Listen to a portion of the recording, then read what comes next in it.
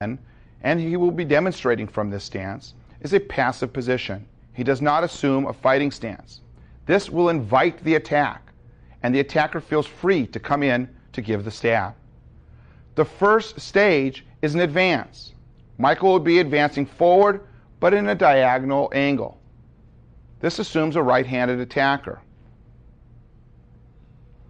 From this position, Michael is bursting in, and as he bursts in, the inside of his foot turns out slightly to extend the right hip of the kicking leg. This is stage one.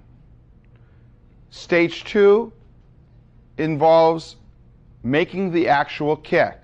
1, then 2. 1, then 2.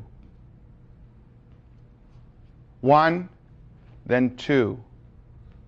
Because the knife is being drawn in an upwards motion, is being held at a relatively high level, our kick is low to a vulnerable target, which is the groin area.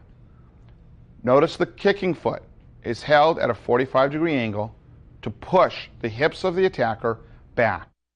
Michael will now face to his right and make the exercise.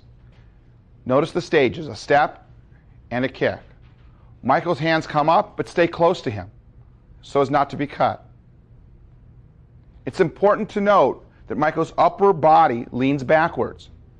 His hip of the kicking leg shoots forward to provide greater distance and reach.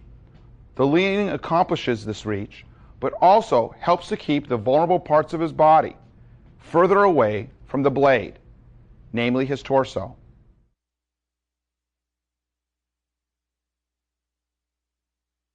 A final note on this particular exercise. It should be noted that the defender may want to move in a different direction from what we've shown. It is possible to step out with the right leg and kick with the left.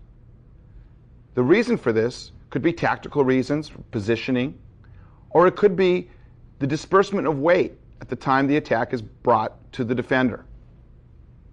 If the defender's weight is in such a way that it would be appropriate to step to the right and kick with the left, it's fine to do so. One other note. From the original position, it is possible to step out with one leg and kick to a higher target area. This is especially true if the attacker tends to be leaning with his torso and the upper torso is at a closer distance than the groin area.